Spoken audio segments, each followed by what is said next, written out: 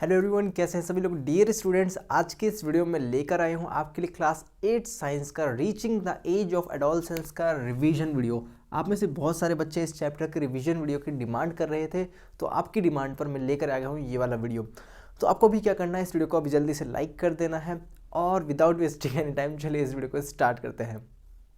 सो यहाँ पर हमें समझना है reaching the age of adolescence chapter को। देखिए, सबसे पहले एक वर्ड यहाँ पर आप देखिए एडोलसेंस, एंड यहाँ पर चैप्टर की हेडिंग पड़ी reaching the age of adolescence, यानी कि एज ऑफ एडोलसेंस की तरफ बढ़ते हुए। अभी एज ऑफ एडोलसेंस क्या है, ध्यान से देखिए। ये एडोलसेंस है ना बच्चों, इसका मतलब ये है कि खास तरह का टाइम पीरियड, और ये खास तरह का टाइम पीरियड जिस टाइम पीरियड में अभी आप है ना, उसे ही हम एडोलसेंस बोलते हैं। अब ऐसा क्यों बोलते हैं आपको मैं बताता हूँ। देखिए, एडोलसेंस आखिर होता क्या है। एडोलसेंस लाइफ का एक ऐसा पीरियड है, it is a period of life in which body undergoes changes. इस पीरियड के दौरान आपकी बॉडी के अंदर कुछ चेंजेस आते हैं, और ये चेंजेस किस लिए होते हैं, क्या करते हैं। ऐसे चेंजेस जो आपकी बॉडी में आते हैं इस पीरियड के दौरान बच्चों, और इनसे क्या होते हैं, रिप्रोडक्टिव मैच्योरिटी होती है। यानी कि देखिए, एक 7 साल का, 8 साल का, 9 साल का, 11 साल का बच्चा रिप्रोडक्टिव मैच्योर नहीं होता, यानी वो न्यू बेबी प्रोड्यूस नहीं कर सकता, रिप्रोडक्शन के लिए उसकी बॉडी केपेबल नहीं है। लेकिन एडोलसेंस के पीरियड के अंदर यही होता है कि उसकी जो बॉडी है, एक ह्यूमन की बॉडी को रिप्रोडक्टिव मैच्योरिटी अचीव होती है। कौन से पीरियड में, on the period of adolescence, यानी कि एक ऐसा लाइफ का पीरियड जिसमें एडोलसेंस आता है। एडोलसेंस में क्या होता है, रिप्रोडक्टिव मैच्योरिटी मिलती है। एक बात आपको ये ध्यान रखनी है कि एडोलसेंस क्या है, एक पीरियड ऑफ लाइफ है बच्चों, ये आपको ध्यान रखना है, जिसमें हमारी बॉडी के अंदर ऐसे चेंजेस आते हैं जिनसे रिप्रोडक्टिव मैच्योरिटी अटेन हो पाती है। अभी रिप्रोडक्टिव मैच्योरिटी क्या है मैं आपको अभी समझा दूंगा, थोड़ा सा ध्यान से देखिए। दूसरी चीज़ आती है यहाँ पे प्यूबर्टी। अब प्यूबर्टी और एडोलसेंस से बच्चे कंफ्यूज होते हैं, मैं आपकी कन्फ्यूजन दूर करता हूँ।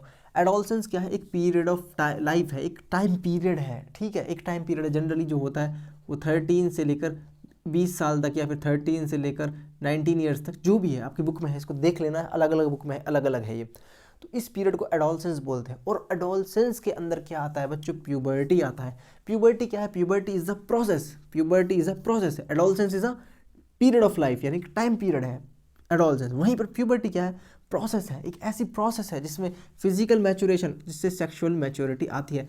चीज़ें दोनों सेम लग सकती हैं पर अलग अलग हैं, क्योंकि प्यूबर्टी वो प्रोसेस है। देखिए मेरी बात ध्यान से सुनिए, एडोलसेंस एक टाइम पीरियड है, उस टाइम पीरियड के अंदर क्या आती है, प्यूबर्टी आती है। प्यूबर्टी से क्या होता है, रिप्रोडक्टिव मैच्योरिटी आती है। तो एडोलसेंस में क्या है, रिप्रोडक्टिव मैच्योरिटी तो आती है, लेकिन आती है किसकी वजह से, बिकॉज ऑफ प्यूबर्टी। क्योंकि प्यूबर्टी क्या है, प्यूबर्टी एक प्रोसेस है जिसकी वजह से फिजिकल मैच्योरेशन आता है बॉडी के अंदर। तो एडोलसेंस के अंदर क्या आता है, प्यूबर्टी, और प्यूबर्टी से क्या होती है, reproductive maturity. Clear, concept clear, good. Now next देखिए, यहाँ पर कुछ ऐसे चेंजेस होते हैं ड्यूरिंग द प्यूबर्टी। क्योंकि मैंने कहा कि प्यूबर्टी में क्या होता है, प्रोसेस ऑफ फिजिकल चेंजेस है, तो वो चेंजेस कौन से हैं, कैसे चेंजेस होते हैं। देखिए, वॉइस के अंदर क्या होता है, वॉइस चेंज हो जाती है, जनरली डीप वॉइस हो जाती है। कैसे हो जाती है, भारी वॉइस हो जाती है जिसे, और हॉर्स या फिर क्रैक होने लग जाती है, हॉर्स वॉइस हो जाती है बॉयज़ के केस में। बॉयज़ की और गर्ल्स की दोनों की जो हाइट है वो इंक्रीज़ होने लगती है बच्चों। और जो बॉयज़ और गर्ल्स की, मतलब हमारे बॉयज़ एंड गर्ल्स की जो सिबेशियस ग्लैंड्स हैं और जो स्वेट ग्लैंड्स हैं, स्वेट यानी कि पसीने वाली ग्रंथियाँ, और सिबेशियस यानी जिनके अंदर से ऑयल निकलता है। बेसिकली हमारे स्किन में क्या होता है, सिबेशियस ग्लैंड्स होते हैं। कौन से ग्लैंड्स, सिबेशियस ग्लैंड्स, इससे ऑयल निकलता है। सिबेशियस ग्लैंड से क्या निकलता है, ऑयल निकलता है, ठीक है। ये हमारी बॉडी को मॉइस्चराइज करता है। ये इनकी जो एक्टिविटी है वो ज़्यादा होने लग जाती है, ज़्यादा इनका मतलब कि अमाउंट इनका जो प्रोड्यूस होगा वो ज़्यादा होगा, इनसे जो चीज़ें निकलेंगी। उसके बाद गर्ल्स में क्या है, इनकी भी हाइट इंक्रीज होगी, इनके स्वेट एंड सिबेशियस ग्लैंड्स की एक्टिविटी भी इंक्रीज होगी, सेक्स ऑर्गन भी डेवलप होंगे दोनों के। बॉयज़ एंड गर्ल्स दोनों के सेक्स ऑर्गन डेवलप होंगे। सेक्स ऑर्गन कौन कौन से होते हैं बच्चों, मेल के केस में कौन कौन से होते हैं। मेल के केस में बेसिक सेक्स ऑर्गन जो सबसे पहला है वो है टेस्टिस, और फीमेल के केस में सेक्स ऑर्गन कौन सा है, ओवेरी, आपको याद रखना है। अब यहाँ पर देखिए, एक चीज़ है कि मेंटल एंड इमोशनल मैच्योरिटी भी आती है during puberty in both boys and girls. बहुत इंपॉर्टेंट है आपके एग्जामिनेशन पॉइंट ऑफ व्यू से, अगर आप किसी एंट्रेंस एग्जामिनेशन की तैयारी कर रहे हैं वहाँ पर भी, ठीक है। ये आपको एक बार और पढ़ लेना है, बहुत आसान है, बहुत हार्ड नहीं है। दूसरा एक चीज़ ये भी, बॉयज़ के जो एडम्स एप्पल होता है, क्या होता है, एडम्स एप्पल, एडम्स एप्पल यानी कि जो लेरिंग्स होता है वो भी डेवलप होने लग जाता है। कब, ड्यूरिंग द प्यूबर्टी, या फिर बिकॉज ऑफ द प्यूबर्टी। कौन सी एज में, एडोलसेंस वाली एज में, ठीक है। Next, secondary sexual characters. Secondary sexual characters क्या होते हैं, सबसे पहली बात आपको पता होनी चाहिए। सेकेंडरी सेक्सुअल कैरेक्टर्स ऐसे कैरेक्टर्स होते हैं, दीज आर द फीचर्स और या फिर characters that helps us to distinguish between male and female. एक मेल को एक फीमेल से डिस्टिंग्विश किस तरह से कर सकते हैं, उनकी बॉडी को देखकर कर सकते हैं, क्योंकि मेल की क्या होती है, मूछें होती हैं, दाढ़ी होती है, ठीक है, जिस तरीके से मेरे है तो मैं लड़का हूँ, ठीक है, उसी तरीके से गर्ल्स को ऐसा कुछ नहीं होता। तो आप देख के भी बता देते हैं कई बार ये बॉय है गर्ल है, कैसे बताते हैं, because of the secondary sexual characters. इसके अलावा जो बॉयज़ होते हैं उसमें क्या प्रोड्यूस होता है, स्पर्म प्रोड्यूस होता है, क्या प्रोड्यूस होता है बच्चों, स्पर्म प्रोड्यूस होता है। वहीं पर गर्ल्स में क्या प्रोड्यूस होता है, ओवम प्रोड्यूस होता है, ओवम, ठीक है। अभी रात के 1 बज रहे हैं तो मेरी आवाज़ थोड़ी सी हो रही है, कोई बात नहीं। नेक्स्ट देखिए, रोल ऑफ हॉर्मोन्स। अब देखिए एक चीज़ ध्यान से देखिए, मैंने बोला secondary sexual characters. Secondary sexual characters किस चीज़ की वजह से डेवलप हो पाते हैं, क्या ऐसा इनमें है, किसकी वजह से सेकेंडरी सेक्सुअल कैरेक्टर्स आ रहे हैं, because of the hormones, because of the hormones. What are these hormones, hormones क्या होते हैं, hormones are the chemical messengers, these are the chemical messengers, ठीक है, केमिकल मैसेंजर्स, केमिकल मैसेंजर्स होते हैं हॉर्मोन्स। ये क्या करते हैं, रिलीज होते हैं ऑर्गन से। फॉर एग्जांपल टेस्टिस से रिलीज हुए, टेस्टिस क्या रिलीज करता है, टेस्टेस्टेरोन। ये टेस्टेस्टेरोन क्या करता है, बॉडी के अंदर चेंजेस लाता है, मेल वाले, मेल कैरेक्टरिस्टिक्स के लिए कौन सा हार्मोन रिस्पॉन्सिबल है, टेस्टेस्टेरोन। मेल कैरेक्टरिस्टिक्स के लिए टेस्टेस्टेरोन। फीमेल कैरेक्टरिस्टिक्स को उभारने के लिए कौन रिस्पॉन्सिबल है, एस्ट्रोजन। आपको पता है मेल के अंदर क्या होता है, उसकी मेल्स की चेस्ट जो है, हमारा मेल का चेस्ट का एरिया बड़ा होने लगता है, हाइट बड़ी होने लगती है, वॉइस बड़ी होने लगती है, वॉइस गहरी होने लगती है, और चेस्ट पे बाल आने लगते हैं, मेल्स के फेशियल हेयर्स आने लगते हैं, ये ठीक है, समझ रहे हो, सब चीज़ें आपको पता है, इतने भी मूर्ख नहीं हो आप ठीक है। तो सेकेंडरी सेक्सुअल कैरेक्टर किसकी वजह से आते हैं बच्चों, these are due to the hormones. अब इन हॉर्मोन्स का क्या रोल है, कैसे आते हैं, देखिए हमारे दिमाग में एक ग्लैंड होता है, उसे बोलते हैं पिट्यूटरी ग्लैंड। हमारे दिमाग में एक ग्लैंड होता है, उसे बोलते हैं पिट्यूटरी ग्लैंड। ये क्या करता है, टेस्टिस या फिर ओवेरी, बॉयज़ के केस में टेस्टिस को, गर्ल्स के केस में ओवेरी को क्या करता है, स्टिमुलेट करता है, स्टिम्यूलेट करता है ड्यूरिंग द एडोलसेंस। स्टिम्युलेट करने का मतलब ये है कि ये कहता है टेस्टिस से कि तुम क्या रिलीज़ करो, टेस्टोस्टेरोन। ये कहता है ओवेरी से तुम रिलीज़ करो एस्ट्रोजन, जिससे बॉडी के अंदर चेंजेस आएंगे। और ये जो हॉर्मोन्स है बच्चों, ये कैसे हैं, एंडोक्राइन, यानी कोई भी ग्लैंड, कोई भी इनके पास डक्ट नहीं है। डक्ट का कहने का मतलब ये होता है कि देखिए ये एंडोक्राइन हार्मोन जो है, अभी आपकी क्लास के हिसाब से, these travel by the help of blood stream, यानी ब्लड स्ट्रीम के थ्रू अलग अलग पार्ट के पास जाएंगे, और जिस पार्ट के ऊपर ये एक्ट करेंगे उसे बोलेंगे टारगेट साइट, ठीक है। तो टारगेट साइट पर ये हार्मोन्स किसकी वजह से जा पाते हैं, because of the blood stream, blood stream, रक्त की धारा की हेल्प से ये जाते हैं। और इन्हें ये कौन से hormones, these are the endocrine hormones, these are the endocrine hormones, because hormones तो एंडोक्राइन नहीं, एंडोक्राइन ग्लैंड्स, एंडोक्राइन ग्लैंड्स क्या रिलीज करते हैं, हार्मोन्स रिलीज करते हैं, ठीक है। तो ये हार्मोन्स जैसे कि टेस्टिस जो है बच्चों क्या है, एंडोक्राइन ग्लैंड है एक तरीके से, ठीक है। ओवेरी भी एक एंडोक्राइन ग्लैंड की तरह एक्ट करता है, क्योंकि यहाँ से हार्मोन्स निकलते हैं, जैसे कि मेल में टेस्टोस्टेरोन, फीमेल में एस्ट्रोजन। यहाँ तक समझ में आया जो मैंने आपको समझाया, क्लियर एकदम समझ में आई पिक्चर क्या क्या है। सेकेंडरी सेक्सुअल कैरेक्टर में आप फीमेल और मेल की कैरेक्टर वो देख लेना कि मेल और फीमेल में क्या क्या चेंजेस, मतलब कि बॉडी में कैसे चेंजेस होते हैं, एक बार पढ़ लेना, बहुत आसान है, बहुत प्रैक्टिकल सी चीज़ है, आप समझ सकते हो, ठीक है। ये क्लियर एकदम समझ आया, बिल्कुल। अब हम आगे बढ़ते हैं और पढ़ लेते हैं क्रोमोसोम्स के बारे में, थोड़ा सा इस चैप्टर रहता है उसके बारे में पढ़ लेते हैं। लेकिन वीडियो में आगे बढ़ने से पहले मैं आपको ये एक एप्लीकेशन इसके बारे में बताना चाहूँगा। ये एक ऐसी एप्लीकेशन है जिससे आप अपने साइंस के कॉन्सेप्ट्स को और भी अच्छी तरीके से समझ सकते हो, क्योंकि मैं आपसे कई बार कहता हूँ कि चीज़ों को समझना इज़ इम्पॉर्टेंट फॉर यू। तो यहाँ पर एक एप्लीकेशन मैं आपके लिए लाया हूँ, आप इसे बिल्कुल जाकर चेक करिए, लिंक डिस्क्रिप्शन, और इसको डाउनलोड करना भी मैं आपको बताऊँगा कि कैसे करना है। आज 24 तारीख है और ये एप्लीकेशन 25 तारीख को लॉन्च होगा, लेकिन डिस्क्रिप्शन की लिंक की हेल्प से हमारे बच्चों को अर्ली एक्सेस मिलेगा, और जो पहले 1000 बच्चे होंगे उन सभी बच्चों को इनाम भी मिलेगा, ठीक है। तो आप सभी बच्चे इस एप्लीकेशन को डाउनलोड करें। बाकी मैं आपको एक बार इसके गेम प्ले दिखा देता हूँ किस तरीके से एप्लीकेशन है, तो एक बार इसे देख लीजिए। सो जैसे ही आप डिस्क्रिप्शन में लिंक ओपन करेंगे तो आपको ये वाला पेज मिलेगा, और आप इस ऐप को यहाँ से इंस्टॉल कर सकते हैं। तो ये ऐप इंस्टॉल हो चुका है। आपको सबसे पहले क्या करना है, साइन अप करना है। साइन अप करने के बाद आपको यहाँ पर फर्स्ट नेम डालना है। फर्स्ट नेम डालने के बाद आपको लास्ट नेम डालना है, देन अपना फ़ोन नंबर, देन अपनी ईमेल आईडी, और इस एप्लीकेशन के लिए आप अपना पासवर्ड रखेंगे, ठीक है। कुछ भी पासवर्ड रख सकते हैं, आपको जो भी पासवर्ड पसंद है। तो उसके बाद आप साइन अप करेंगे। साइन अप के बाद आप लॉगिन करेंगे। यहाँ पर हमें सबसे पहले गेम्स मिलेंगे, गेम्स में जाएंगे। जैसे एक लेज़र वर्सेस ज़ॉम्बीज़ है। बेसिकली ये गेम हमें बताएगा कि लाइट जो है वो अपना पाथ खुद से चेंज नहीं कर सकती। तो बहुत अच्छा ये गेम है, मैं आपको प्ले करके दिखाता हूँ। तो यहाँ पर इसके टॉपिक लिखा हुआ है, डिस्क्रिप्शन, और कैसे खेलना है वो भी यहाँ पर लिखा हुआ है। Tap the mirrors to adjust their angles, मतलब कि हमें लाइट की जो डायरेक्शन है उसको चेंज करना है, ठीक है। तो यहाँ पे हमें करना है destroy the zombies, click the mirrors to rotate them. Okay, तो यहाँ पर हमें बीम करनी, लाइट की बीम आ रही है, यहाँ पर मिरर्स हैं। अगर हम इसको चेंज करते हैं देखिए क्या होता है। मैं इस पर क्लिक करता हूँ, देखिए ये वाला ज़ॉम्बी मर गया है। अगर मैं इस पर क्लिक करता हूँ तो क्या होगा, ये वाला ज़ॉम्बी मर गया है। और अगर मैं इस पर क्लिक करता हूँ तो ओके, तो वो वाला ज़ॉम्बी मर गया। Nice nice. इस वाले ज़ॉम्बी को कैसे मारेंगे, दिमाग लगाना पड़ेगा इसको मारने के लिए। वो वाला ज़ॉम्बी भी मर गया। देखो सारे ज़ॉम्बीज़ मैंने मार दिए। तो गेम ख़त्म होने के बाद यहाँ पर क्या होगा, चलिए देखते हैं। कंक्लूजन की तरफ बढ़ते हैं। तो गेम ख़त्म होने के बाद यहाँ पर आपको कॉन्सेप्ट वीडियो भी देखने को मिलेगा। चलिए इसे प्ले करते हैं। बेसिकली यहाँ पर ये बताता है कि लाइट अपना जो पाथ है वो खुद से चेंज नहीं कर सकती। So that means that light cannot change its direction on its own. On its own? What do you mean, Dr. Bose? और इसी तरीके की यहाँ पर आपको वीडियोस मिलेंगी, कॉन्सेप्ट वीडियोस मिलेंगी। देखिए इस ऐप का फ़ायदा ये है कि आप जो है ना वो चीज़ों को अच्छे से समझ सकते हैं जस्ट प्लेइंग गेम्स, क्योंकि आप गेम्स तो खेलते ही रहते हैं ना। तो अगर आप गेम्स खेलते रहते हैं तो आप कुछ अच्छे गेम्स खेलेंगे, तो उन्हीं अच्छे गेम्स में से ये एक गेम है आपकी।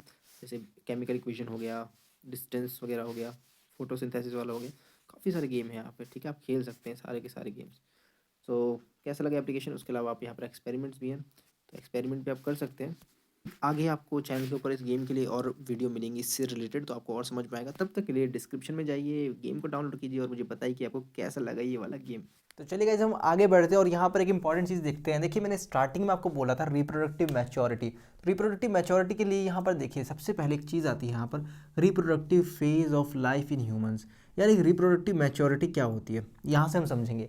देखिए हम किसी मेल को फीमेल को रिप्रोडक्टिव मैच्योर तभी बोलेंगे जब किसी मेल की बॉडी में उसके टेस्टिस के थ्रू, टेस्टिस की हेल्प से स्पर्म बनने लग जाए। मेल के केस में अगर उसकी बॉडी स्पर्म प्रोड्यूस कर पा रही है तब हम उसे रिप्रोडक्टिवली मैच्योर बोलेंगे।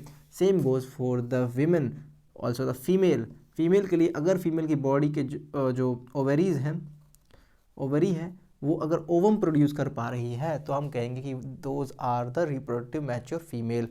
तो रिप्रोडक्टिव फेज इन ह्यूमंस किसकी वजह से होता है, due to the production of those sex gametes. जैसे कि गैमेट्स इनको बोलते हैं, sperm and ovum both are the gametes.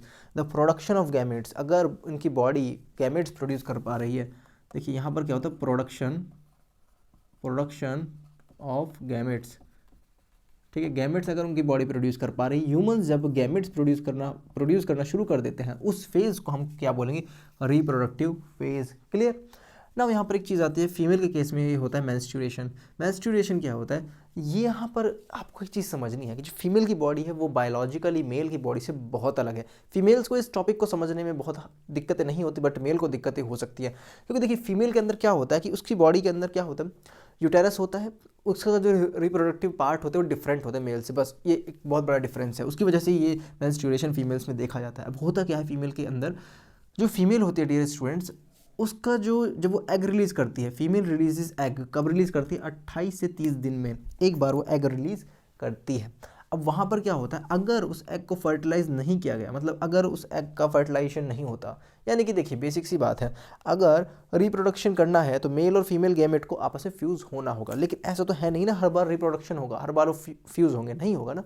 तो फीमेल के अंदर क्या होगा डियर स्टूडेंट, जब एग जो है उसको फर्टिलाइजेशन नहीं होता तो उसके अंदर जो यूटेराइन वॉल होती है, जो यूटेरस की जो वॉल होती है, ठीक है, यूटेरस की जो वॉल होती है, उसकी जो लेयर होती है वो काफ़ी थिक हो रखी होती है। क्योंकि अब वहाँ पर एग फर्टिलाइज नहीं हुआ तो जो ये थिकेंड यूटेराइन वॉल थी वो ब्रेक हो जाती है।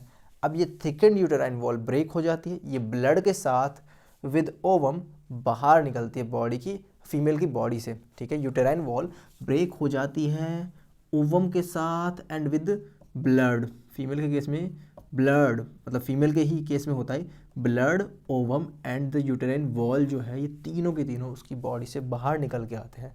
इस प्रोसेस को बोलते हैं मेंस्ट्रुएशन। मेंस्ट्रुएशन एक ख़तरनाक, मैं बोलना चाहूँगा, एक दर्द वाली प्रोसेस है। इसको फीमेल ही सिर्फ अपनी पूरी लाइफ में क्या करती हैं, एक्सपीरियंस करती हैं। तो अगर गर्ल्स को इस पर्टिकुलर प्रोसेस के दौरान जो मेंस्ट्रुएशन का जब दौर शुरू हो जाता है तो they should talk to their mothers and they should also take care of their personal hygiene. Okay, so now अब हम आगे बढ़ते हैं एक और टॉपिक की ओर, मीनार्क। मीनार्क क्या होता है? मीनार्क देखिए, जो फर्स्ट मेंस्ट्रुएशनल फ्लो होता है जनरली देखा जाता है 12 ईयर से स्टार्ट हो जाता है। ये फर्स्ट मेंस्ट्रुएशनल फ्लो है, आई डोंट नो मैं इस वर्ड को ठीक से प्रोनाउंस कर पा रहा हूँ या नहीं, menstrual flow, first menstrual flow है डियर स्टूडेंट्स, इसे बोलते हैं मीनार्क। फीमेल की बॉडी का, फीमेल की लाइफ का फर्स्ट मेंस्ट्रुअल जो फ्लो होता है उसे बोलते हैं मीनार्क। एंड द लास्ट, मतलब कि ख़त्म होने वाली जो प्रोसेस है, मेनोपोज। मेनोपोज क्या होता है? जब फीमेल की बॉडी जो है मेंस्ट्रुएशन प्रोसेस नहीं कर पाती, यानी कि मेंस्ट्रुएशन उसके अंदर ख़त्म हो जाता है, उसे हम बोलते हैं मेनोपोज।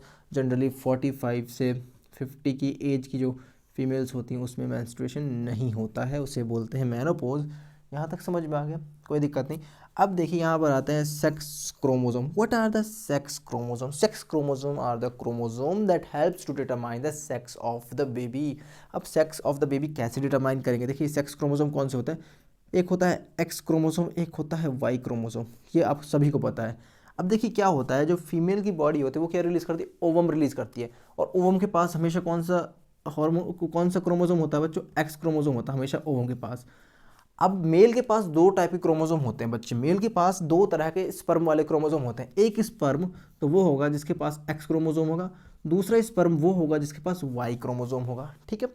अब क्या होगा, अगर एक्स क्रोमोसोम जो है इस ओवम को जिसके अंदर हमेशा एक्स क्रोमोसोम होगा, देखिए ओवम के अंदर हमेशा एक्स क्रोमोसोम होता है, ये आपको याद रखना है। लेकिन मेल के पास एक्स क्रोमोसोम भी होता है स्पर्म में, या फिर स्पर्म में वाई क्रोमोसोम भी हो सकता है। मान लीजिए एक देखिए क्या है ना, देखिए 100% मान लीजिए स्पर्म का रेट, ठीक है।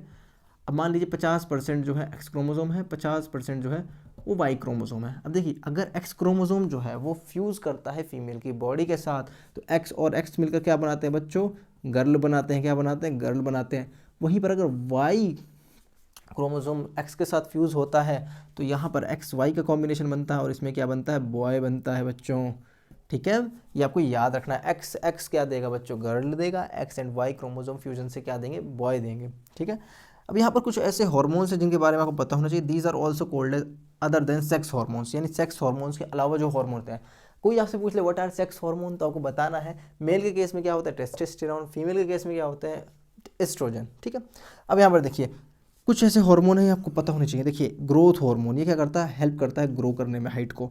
थायरोक्सिन, थायरोक्सिन कहाँ पर प्रोड्यूस होता है? जो ये हमारा थायराइड ग्लैंड है, कौन सा ग्लैंड? थायराइड ग्लैंड है, ये क्या प्रोड्यूस करता है? थायरोक्सिन। ये क्या करता है? रेगुलेट करता है मेटाबॉलिज्म। अगर इसका मात्रा बहुत ज़्यादा हो जाए ना, थायरोक्सिन का कम ज़्यादा हो जाए तो थायराइड बीमारी हो जाती है।